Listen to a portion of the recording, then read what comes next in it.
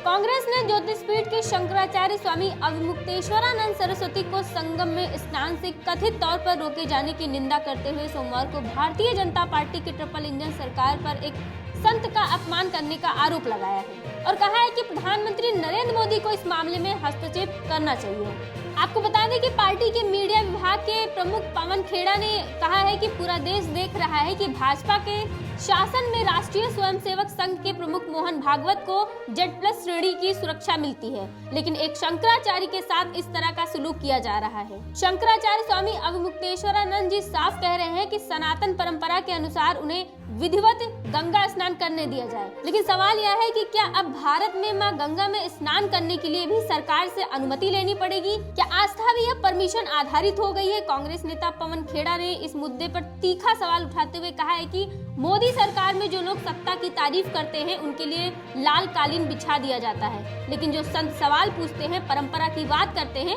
उन्हें लाठियां मिलती हैं। पवन खेड़ा ने आगे कहा है कि आरएसएस जैसे संगठनों की सुरक्षा पर करोड़ों रुपए खर्च कर दिए जाते हैं, लेकिन सनातन धर्म का प्रतिनिधित्व करने वाले शंकराचार्य के साथ मारपीट होती है। यह सरकार की प्राथमिकताओं को उजागर करता है। यह कैसी विडंबना है कि जो स्वयं को हिंदुत्व का सबसे बड़ा ठेकेदार बताते हैं, वही संतों के सम्मान और धार्मिक परंपराओं को कुचल रहे हैं। आज सवाल सिर्फ शंकराचार्य का नहीं है, सवाल हर उस हिंदू का है जिसकी आस्था को प्रशासनिक आदेशों में बांधा जा रहा है। यह सनातन का अपमान है और देश को तय करना होगा कि आस्था संविधान से छोटी है या सत्ता से बड़ी।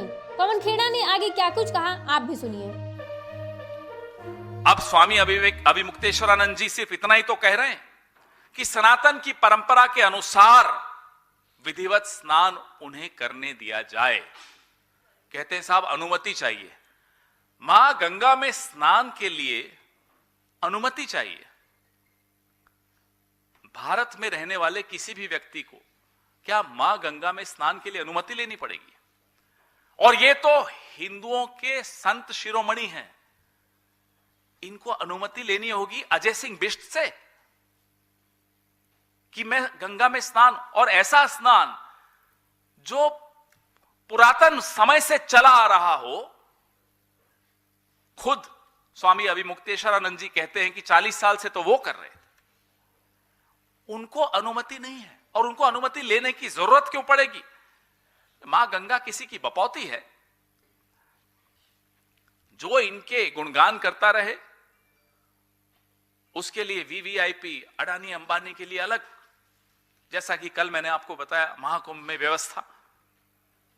और जिनसे समाज को खतरा है, मैं मोहन भागवत के राष्ट्रीय स्वयंसेवक संघ की बात कर रहा हूं, जिनसे समाज को खतरा है, उनकी सुरक्षा में करोड़ों रुपए खर्च कर दिए जा रहे हैं।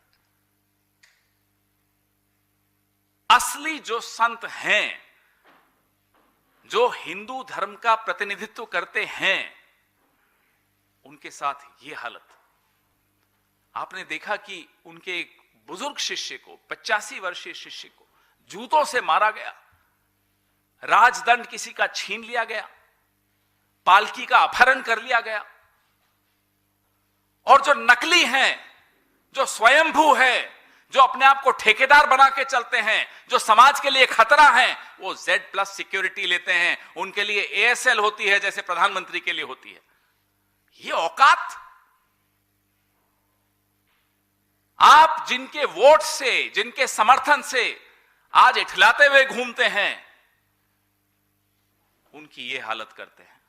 आज आपका असली चेहरा पूरे देश ने देख लिया है, पूरा विश्व देख रहा है, और विश्व भर में हिंदू समाज उद्वेलित है, आक्रोशित है, दुखी है, पीड़ित है।